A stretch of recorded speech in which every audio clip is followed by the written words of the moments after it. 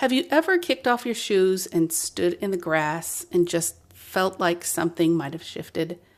Like maybe your brain is a little quieter. It turns out there's actual science behind that. And today, Suzette is connecting those dots between what happens when your feet touch the ground and what happens when you calm your mind.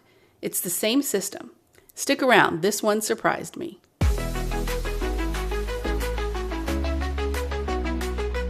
Welcome to Unafraid Living, a podcast where you will learn to fear less and live more. I'm Kim, and I'm here to ask questions that you might be thinking and maybe getting some clarity.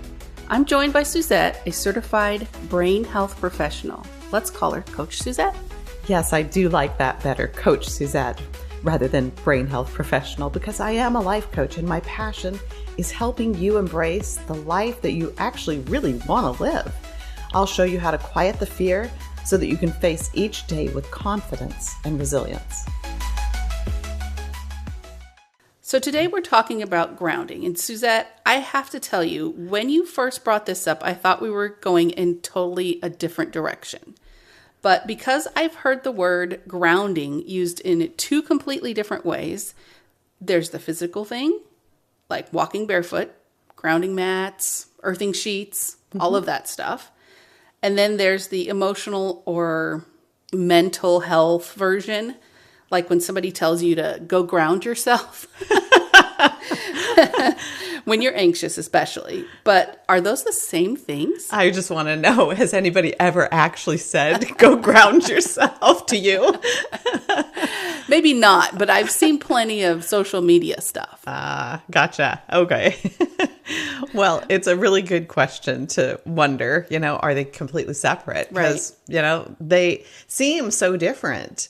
Physical grounding, the earthing, is about your body actually making contact with the earth.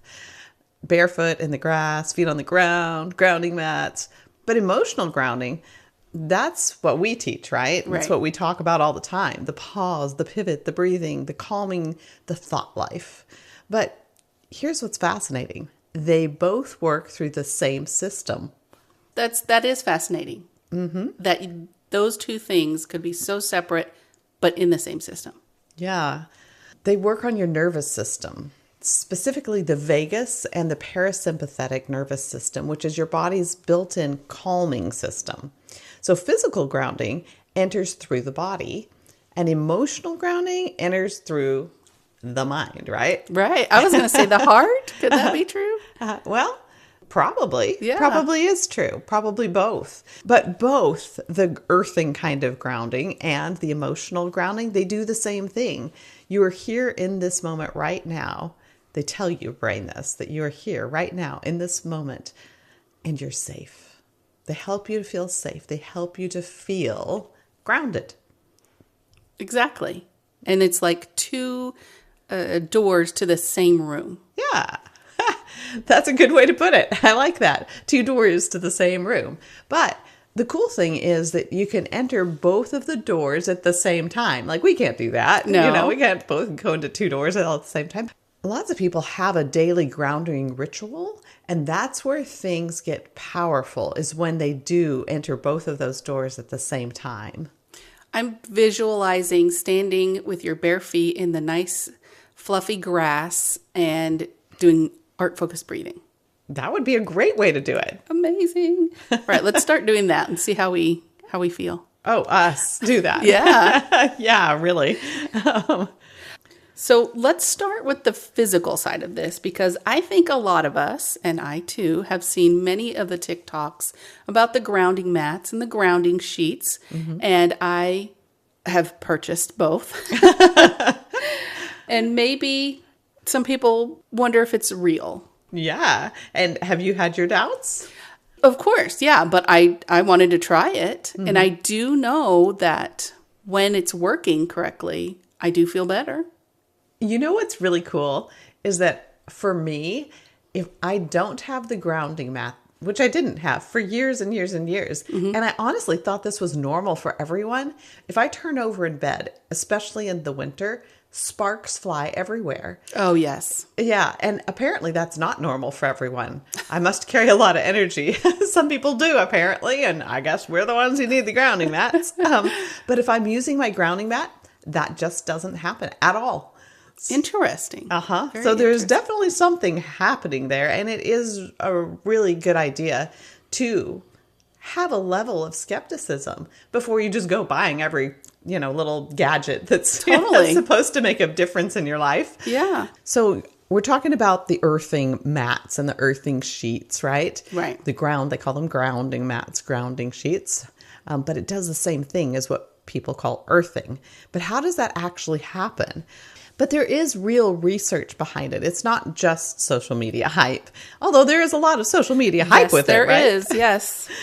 So here's what's actually happening. The Earth has a really mild electrical charge on its surface.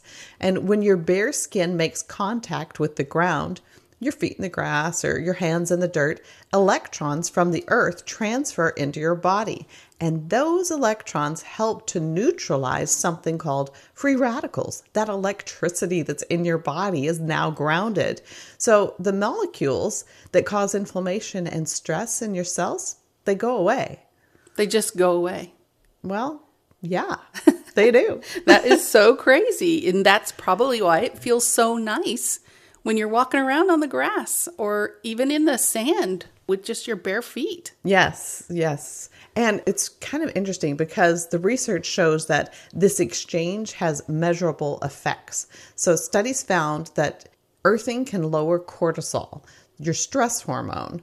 And a study out of Korea in 2025 used grounding mats in a double-blind trial. And they found that participants who slept on the real grounding mats slept longer and reported less insomnia and less daytime sleepiness than the group with the fake mats. So that's good, right? Yes. That shows it matters. It changes things. It's not just all in your head. And animal research shows that animals have less anxiety if they're using grounding mats. Cool. I know, isn't that crazy? It is. There's also research that shows that even 1 hour of grounding can improve blood flow and reduce inflammation markers. But I'm going to tell you, this isn't my area of expertise, okay? Right. I haven't studied this deeply, but these are things I've just gained from research. Yeah, because you're interested in it. I'm interested, yes. Even still, that's really cool. I mean, cortisol, inflammation, sleep, all of that getting better. And these are things that we talk about with brain health. And that's just physical, all physical. Yeah, it is. It's the physical side of things. So our ancestor did this without even thinking about it. They walked barefoot. They slept on the ground. Mm-hmm. They dug in the dirt with their hands. But we've insulated ourselves so much that we, probably use gloves when we garden. And there's concrete everywhere. We've pretty much physically disconnected from the earth. So we've lost something. That is absolutely true. Before I knew about the science, if somebody told me to go stand in the yard for 20 or 30 minutes and I'd feel better, I'd be like, okay, yeah, you might be a little crazy. We're going to need to go back and look at the research on how long, because I know that my naturopathic doctor has told me just 5 minutes, So I don't know that I've ever looked at the time that it takes to do the earthing. Honestly, I don't do the earthing on the earth. Yeah. But I do garden without gloves. That's true. So I guess I do. It. Yes. It's just not as purposeful. A healthy dose of skepticism is good, right? Right. The research is still growing. It's not full blown yet. And it's certainly not a cure-all. But the direction of the evidence is consistent. Physical contact with the earth calms the nervous system. And that's not a small thing. Walking or even just standing barefoot in the grass, sitting on the ground at a park, planting your starts by digging with your hands. Yes. That's all earthing. I like my grounding mat though, because I don't know, I guess because I don't do it intentionally as a practice. Okay. I want to know though that the practice I'm that I do have is laying in bed with a grounding sheet. It's actually a partial thing because it was cheaper and my husband doesn't believe in it. So I'm just getting the benefits. Yeah. But wait. I want to know how this grounding mat really works because you're inside your house and you're saying that it connects with the earth. So how does that mat work? Yeah. Okay. Well, I will tell you that since there are no sparks flying in our bedroom, I think he's come to believe in it. That's awesome. Yeah. At least he knows that there's some sort of electrical exchange going on. So if you look at any electrical outlet in your home, this is how the grounding mat works. It's got 3 holes. Those electrical outlets in your house have 3 holes, right? The bottom one, the little tiny hole at the bottom, is the grounding hole. It's connected by a wire that runs all the way down into the earth, and it's for safety. It gives excess electrical energy a path to complete its loop back to the ground. And that's really what energy does. It cycles. A grounding mat just plugs into that one hole. It's not a plug. It's not a regular plug. It just plugs into that one hole. So it's not using any electricity. It's just borrowing that connection that we already have in our house to connect to the earth. So when you lie on the mat, you're completing the same loop that you'd complete standing barefoot outside. You just do it through your outlet's grounding wire. Okay, so like an energy loop. If you know anything about energy, it's always trying to complete its circuit. Yeah. Yeah. And honestly, your brain works the same way. You know, those ruminating thoughts, your thought loops. We talk about loops all the time in many different ways. They're also wanting to get grounded. They want to be completed. We're going to talk about that in a bigger way in our next episode. Okay. So we've got earthing or using grounding mats. And that's the physical side of things. Now, let's talk about the mind, the emotional grounding. This is a little bit more familiar for you, right? Oh, yes. And if you've been listening to this podcast long, you probably already been practicing emotional grounding. Well, at least I hope so. You just might not have called it that because when you do heart-focused breathing, you're grounding. And when you pause and pivot, you're grounding. When you catch an ant. Oh, Kim, did we talk about ants yet? A little bit. Yes, we have. Okay. Those are automatic negative thoughts. So when you do any of these, you're grounding. It's all about pulling your brain back into a safe place where you can feel present in the moment and think with clarity and complete those loops. So like when a therapist or a counselor or your naturopath talks to you about grounding, they're really saying what? Come back to now. Get out of the loop. Get out of the fear loop or the what if loop. Bring your brain back to this moment right now, this breath, this room. Because when you do, your prefrontal cortex, your thinking brain, the part right up front on your forehead, the CEO, it comes back online. And the amygdala, that's the alarm system, it quiets down. And it's the same shift that can happen with physical grounding or mental grounding. It's just a different entry point, or as you said, a door. Right. Okay, so this is that vagus nerve connection that you had mentioned before. Yeah, it is the vagus nerve. It's the long nerve that runs from your brainstem all the way down through your chest and into your gut. It's the main communication highway between your brain and your body, and it is the key player in your parasympathetic nervous system, the part of you that calms everything down. Right, so not fight or flight, it's the opposite. It's called the rest and digest part. Okay, rest and digest, not fight or flight. Right.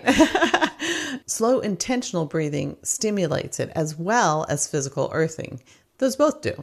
They do the same thing, just through different doors. Okay. So whether you're doing some breathing exercises or standing barefoot on the ground, you're activating the same calming pathway. That makes so much sense to me. It's like your brain and your body are both trying to tell you the same thing, and you can listen through either way. Yeah, each door. Each door. Whichever door feels better to you. Hey, before we move on, Suzette, people are always asking us, where do I even start with all of this? Good question. Knowing where fear is coming from, though, and how it's affecting you is a great place to start. That's why we created the Fear Audit. It's a free worksheet with real questions that help you see your patterns Plus, it's got 3 practical shifts, tools that you can use right away. So it's not just awareness. You walk away with something that you can use right now. Yes, so you can grab it. The link is everywhere, but if you want to go to it right now, it's at unafraidliving.com/free-fear-audit. It's free, it's quick, and it might change how you think about what's been holding you back. And while you're at it, if this podcast has been helpful to you, please leave us a review. It really does make a difference. It helps people who need it find it. It's the easiest way to support what we're trying to do here. Okay, let's get back to it. So here's how it all comes together, and this is what I'm really excited about. When you combine both, when you use physical grounding and emotional grounding together, you're addressing your nervous system from both sides. You're calming the body from the ground up, and you're calming the mind from the top down. And I like to call this full spectrum grounding.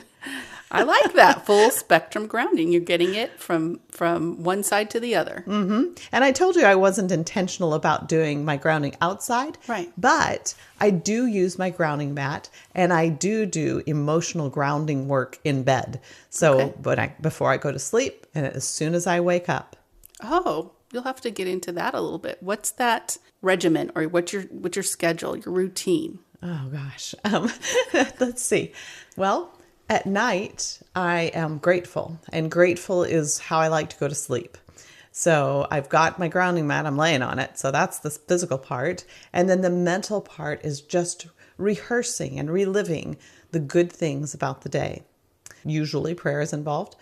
At night, or when I wake up, that routine has evolved recently. Okay. And I don't know if I'm really ready to share it. Okay. You don't have to. It's a lot of visualization. I might just leave it there, but it's a visualization of what is and what I want things to be. Okay. So it's been very, very effective in changing some things, and it just starts me out. My day just starts out on such a much better foot. Okay. Maybe you can do a TikTok or something about it once you get into this routine and see how it goes. Yeah. That actually does sound amazing. Maybe I should add some of those to my routine too.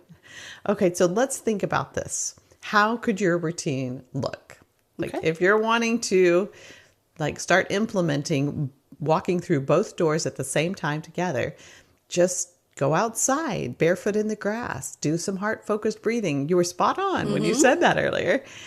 Your body is receiving electrons from the earth that are calming your inflammation and lowering your cortisol. And your mind gets into coherence. So your heart and brain are syncing up. So you're getting it from every direction, and your body is so blessed by that.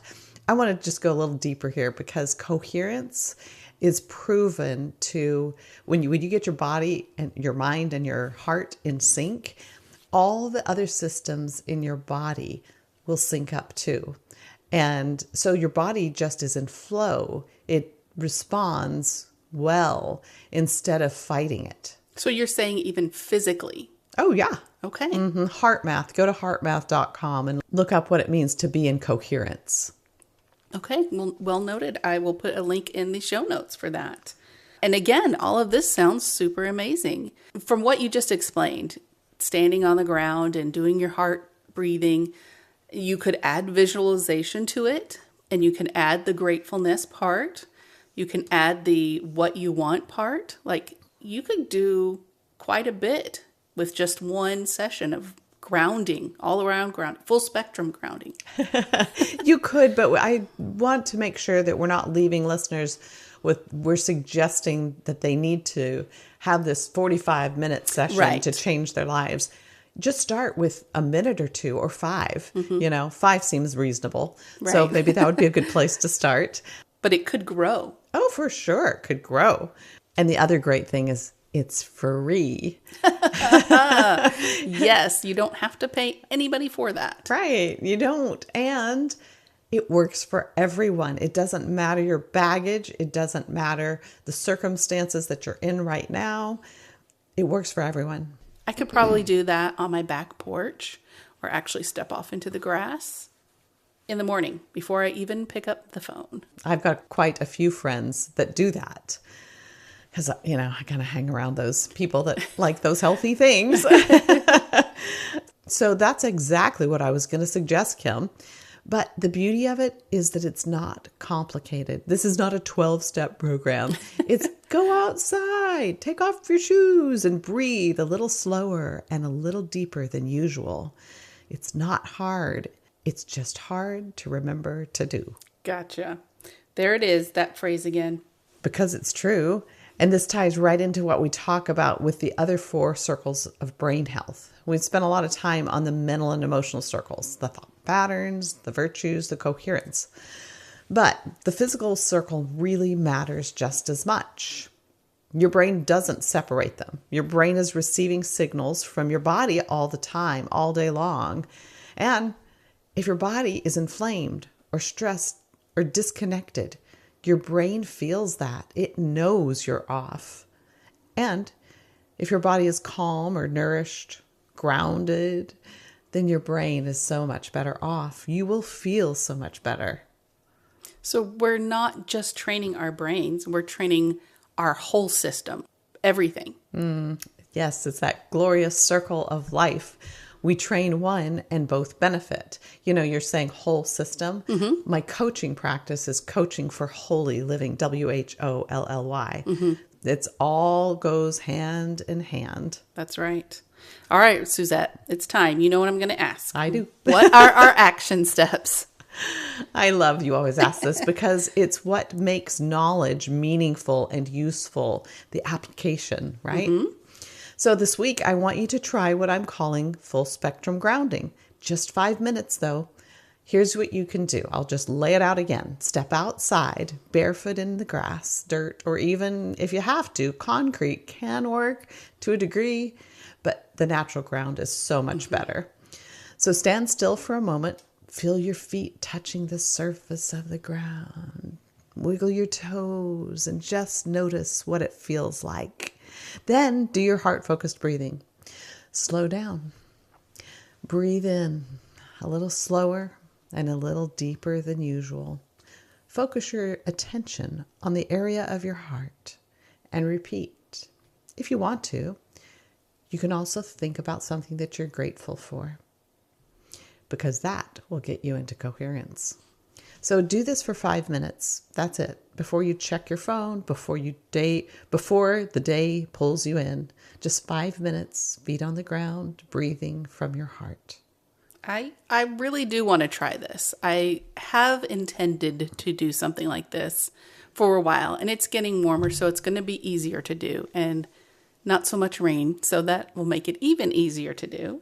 I'm really curious as to how I'm going to feel after that. I'm curious too. And I'm going to say you might not feel a huge shift the first day, but it's giving your nervous system a break. And you just want to give your nervous system a few days of it and then start to notice, because you probably will feel something. Maybe you're going to sleep a little better. Maybe your morning feels less rushed.